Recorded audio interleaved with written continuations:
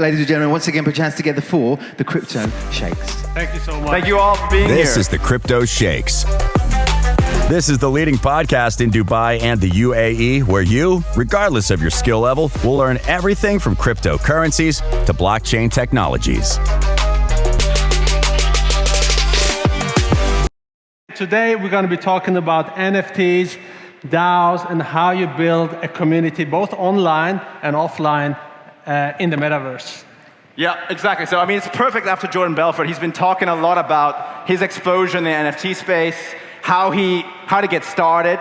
I think what we wanted to sort of get you guys on board with is, how to really get deep in the space, how to really understand NFTs, DAOs, and how critical it is to build a community if you ever want to launch a project in the NFT space.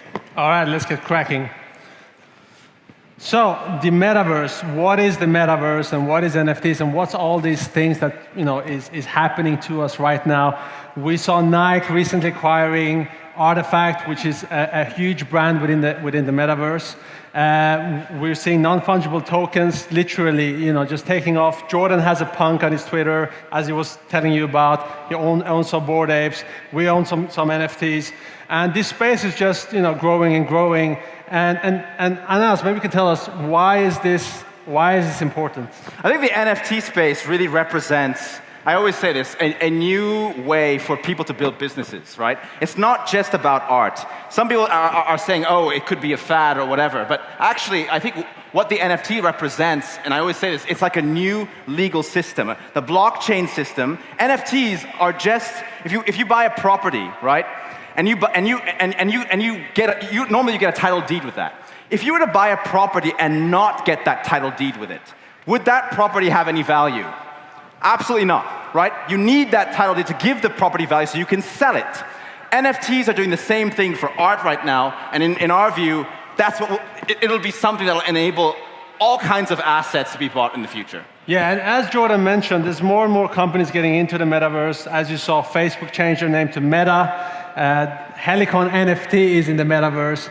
And we believe that the future of society and how we spend our time is going to be more and more in the Metaverse rather than in the physical world. So that is why I think it's important for everyone to understand what's the implications for you, what's the implications for your business, and how can you take advantage of this once-in-a-lifetime opportunity. So actually, let's talk about non-fungibility. So we hear NFTs all the time, and I don't think anybody here has really defined it. So I think one of the best ways to define anything is to use a visual example. So I guess everyone recognizes the lady on the picture, and if you don't, it's the Mona Lisa. Obviously. So there's two ways of perceiving value. There's subjective value and there's objective value. Now, what's the difference? Subjective value is when I look at that painting, I might think it looks like shit. Anas might think it's the most beautiful painting in the whole world and it's worth millions. That's a subjective value. But then we have something called objective value. So what's objective value? Anas. So, the US dollar. So I happen to have $200 bills in my pocket. We have $200 bills here, right? If I exchange this $100 bill with Danosch right now, they're exchangeable, right? So, that $100 bill doesn't buy any more than this $100 bill. What this is fungibility. Two assets that are interchangeable with one another. Now, if I were to take this $100 bill and exchange it, for example, for the Mona Lisa, that's not going to work out so well. That would be a bargain, by the way. Because the Mona Lisa isn't exchangeable with this dollar. It's non-fungible. Right? It's got characteristics that make it limited in supply. It's a painting by a very famed painter, Leonardo DiCaprio. Sorry, Da Vinci. No, it was Da Vinci. And so that I just want to sort of cement this idea of non-fungibility. It is a characteristic that makes an asset non-changeable, interchangeable with another asset. Correct. All right, so now you understand what non-fungible means. Now, maybe we can explain what a non-fungible token is. Well, effectively, it's a token. So, right now, the NFT market is very much being built on Ethereum, and to some extent, Solana and some other blockchains. Ethereum is like a world computer. It's effectively like a platform. Imagine it whereby I like to talk about Ethereum in the sense of like a comparison to Apple. Apple has the Apple Store, right? And you can launch an app on the Apple Store. But what's interesting about Ethereum is that it's decentralized. So anyone can build a project on the Ethereum blockchain, right? And what's being built right now are loads of NFTs, because Ethereum enables smart contracts, right? That's what's fundamental right now to the creation of these tokens. What we're doing with NFTs, with non-fungible tokens, is we're taking an asset and we're tokenizing it so that it's digital, a digital representation of that asset.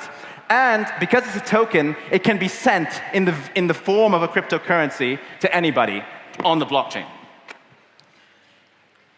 All right, so let's talk about the importance of online communities for NFTs in particular.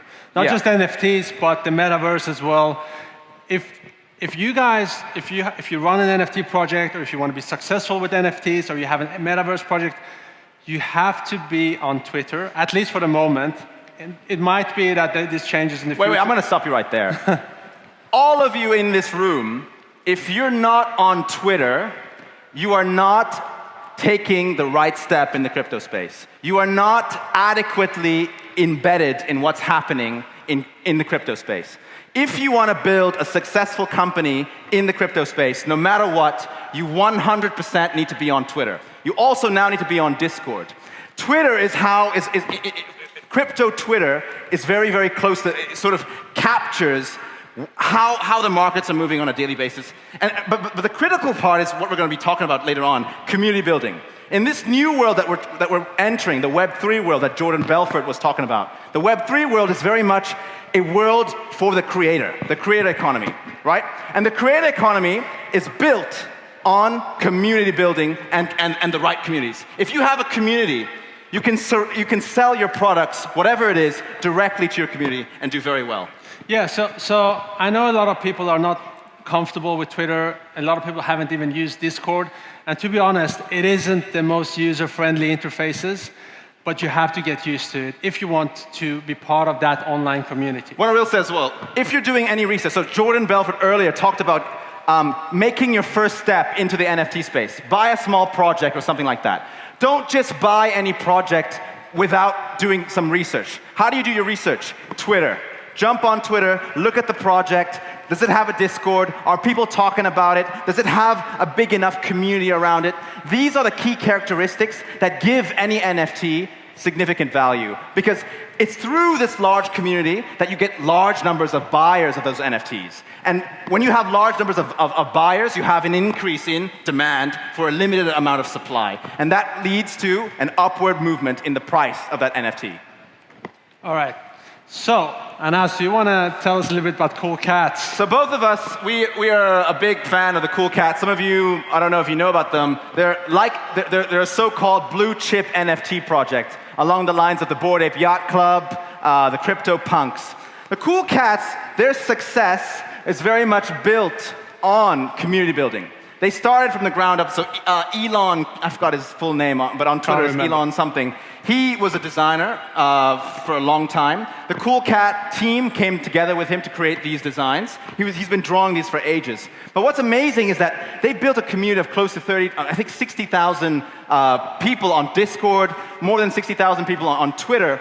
And through that community, this project has skyrocketed. So our NFT, I think I'm currently listing it for 50 ETH because I think that's what it's worth.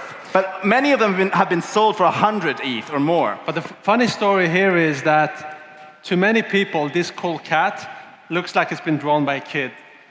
And initially, when we were looking at the Cool Cats as an investment, I was showing them to Anas. I was saying that, Mike Tyson just bought Mike Tyson's a big owner of them. And he's a big proponent of NFTs. And it was funny because Anas was like, no, they look like shit. Why should we get into the Cool Cats? So the amazing thing about NFTs is that it's not very often so much about the art. Sometimes it is, but many times it's about the community. It's about people having a belonging online, feeling that they're part of something. Now, there's a lot more to this. So COVID has skyrocketed the importance of this. Because many of us were stuck in our own houses with nobody really to interact with, Twitter and Discord was a means for people to meet other people in a space and connect with them deeply.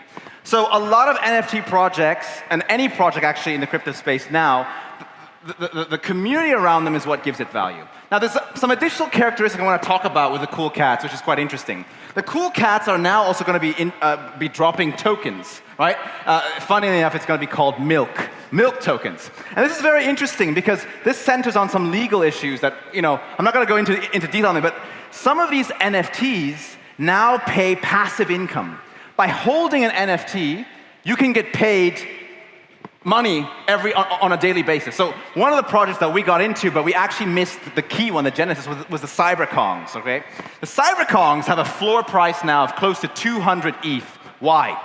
Well, actually, they pay you in a token called Banana. Now you might ask, well, this sounds like a massive Ponzi scheme. Well, what's interesting now is these projects, they're taking their tokens so that they can build an infrastructure around them. So Cyberkongs, they're building a video game where these banana tokens can be used to purchase in-game items or participate in the broader community.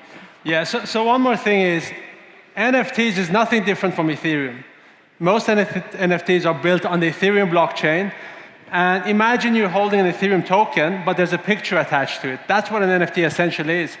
And the NFT space is evolving very fast. And as you can see from this page, you can now take loans based on your NFT as a collateral. So because it's all happening on the blockchain, it's verifiable, you can trace the ownership, and you can actually free up cash and liquidity based on an NFT. So the beautiful thing about this is we're seeing the amalgamation, the combination of decentralized finance and the NFT space, right? These are becoming like assets, so sort of like gold in a way, where you can bring them into a platform and take out a loan against it. It's very interesting, and I think a lot more projects, as this space continues to grow, we're going to see a lot more projects like this being built, and I think it's very exciting. All right, so let's get into DAOs. Who in here knows what a DAO is? Let's show of hands if you've heard this term, a DAO. Decentralized Autonomous Organization. All right, so a few people. Danosch and I run a DAO now, we're called Arts DAO. And in my view, DAOs represent the company, the LLC 3.0.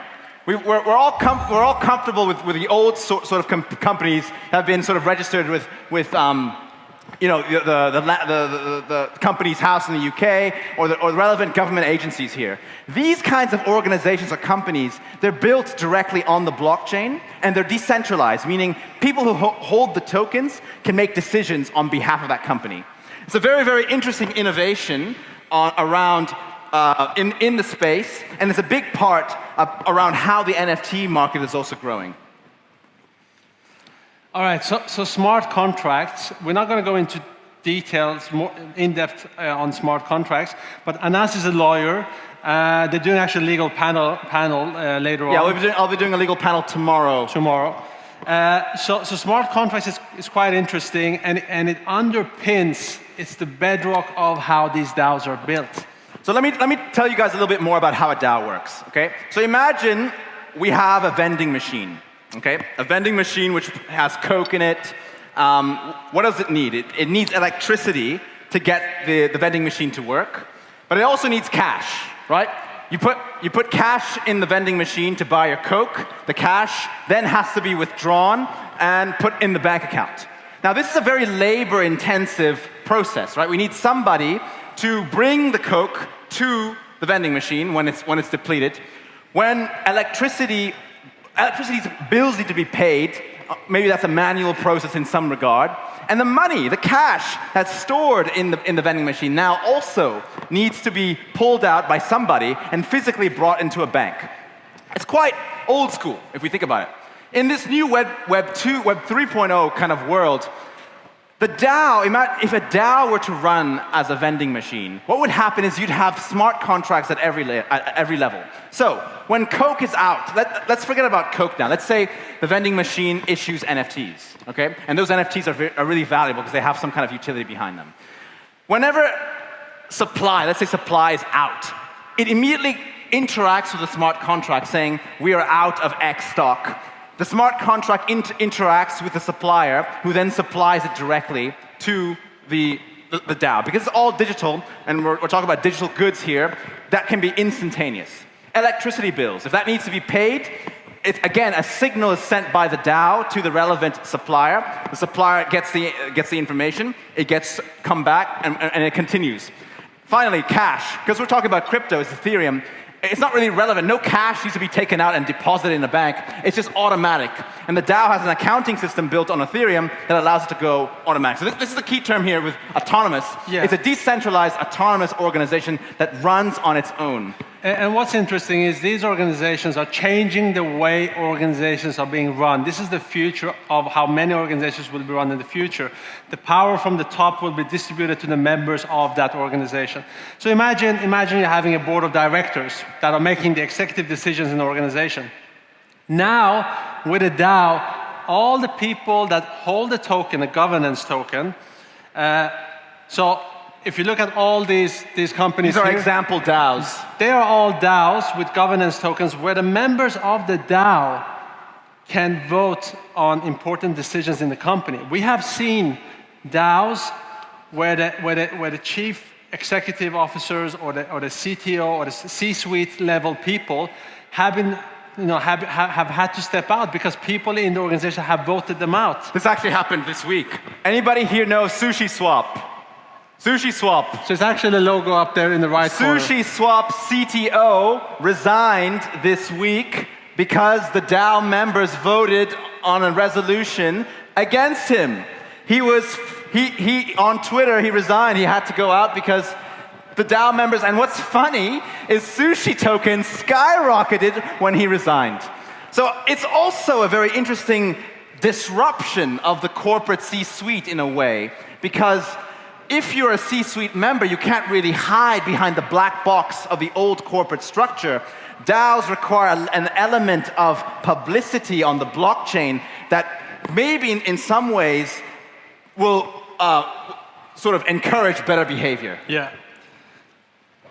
So we talked a little bit about communities, and both me and Anas, we're the co-founders of Arts DAO. So Arts DAO is basically a DAO for people interested in creating art in the metaverse, obviously, but not just art, any type of metaverse project. So what we realized is the importance of community building is so important for any future organization that is going to be present on the metaverse. So we try to not just create a community online. So we talked about Twitter, we talked about Discord, but it's equally important to create a community in the physical world. Yes. Because a lot of people, they still meet face to face, especially with Corona. They want to meet.